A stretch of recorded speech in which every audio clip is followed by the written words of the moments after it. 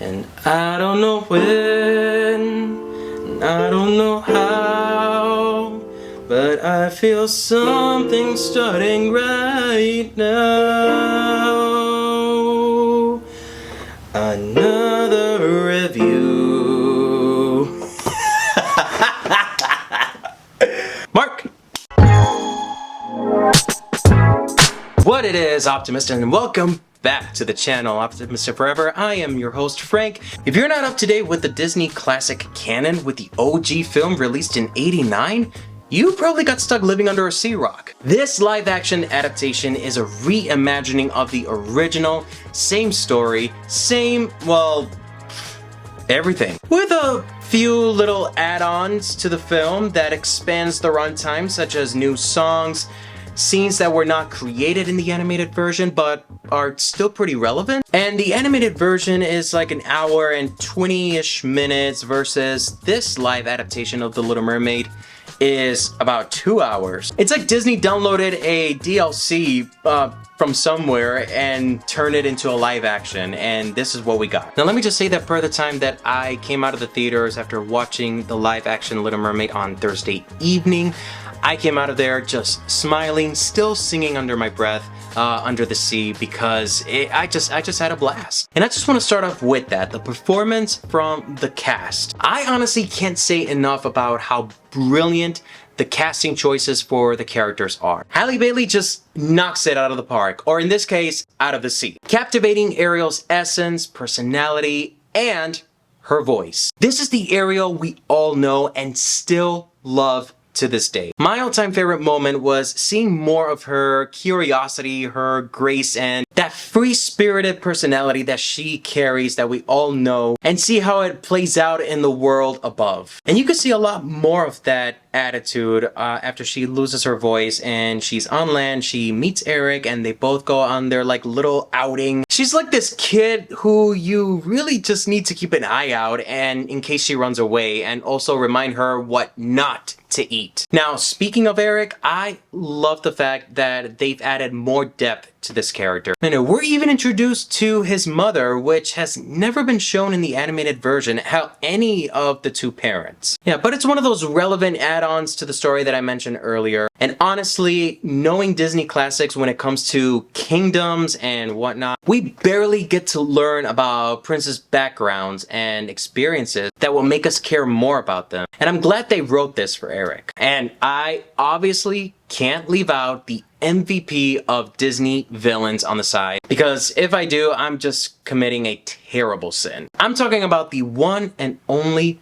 Ursula, or as Lizzo likes to refer to her as the thought of the sea. You know, that is the first time I've ever had to use the word thought in a sentence. Anyways, Melissa McCarthy delivers her performance as the Sea Witch consistently with style and substance, especially when she uses that dragging, raspy voice when she speaks, like when she says, "It's what I live for." Like, it's amazing. And if you're asking about the songs, yes, all the classic songs that we love singing under our breaths when no one's around were all featured in the adaptation, with 2 additional songs added to the film, which I sort of have a bone to pick with in a little bit. Actually, there's 2.5 additional songs. The half part is related to the song Part of Your World, where you have the original score, and then there's the reprised score, but they added a second reprised version of the song that was played after Ariel snuck out of the castle. This was after she saw Eric with Vanessa/Ursula, and this second reprise was a lot more sentimental. You know, you can feel how alone Ariel felt in that moment. And as for the song Wild Uncharted Waters, which is Eric's song, it was a new and fresh musical score. However, and not to really criticize Jonah Hurricane, I hope I didn't butcher his name, because don't get me wrong, he did an amazing performance in the scene, but he didn't sound like a prince. It wasn't like one of those Broadway musical type of singing. Now, I'm not saying either that he was a terrible singer, because he sounded amazing. He had good range and resonance, but it's almost as if they would have added more effect to the singing and making him sound more like a Disney prince, and not just a sailor singing with a good voice.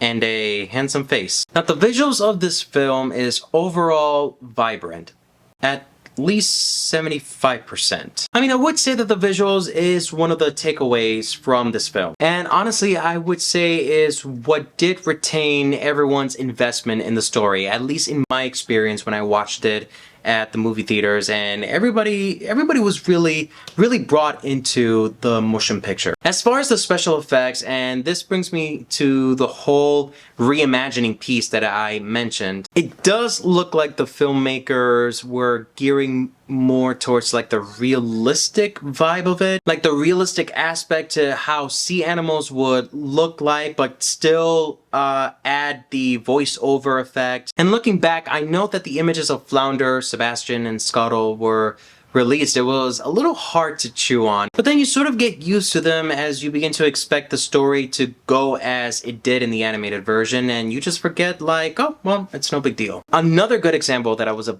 bit surprised about was the design of Atlantica. I mean, it just flat out looks like a underwater wilderness instead of this huge golden castle. And again, it's like the filmmakers were leaning towards more realistic aesthetic, more organic, and, you know, without like a huge fantasy world. And let me just take my time to boast about my high hopes that I had weeks before this film was released about Jodie Benson's cameo in the movie. Now, I won't spoil where she appears, but let's just say that when she does, when you see it, we see our OG Ariel passing the torch to Halle Bailey. And when you watch that encounter, you'll know what I mean. So with all of that said and done, I will give this movie a pretty solid, optimistic 7.5 out of 10. Now, this is a reimagining of the original story that we grew up with,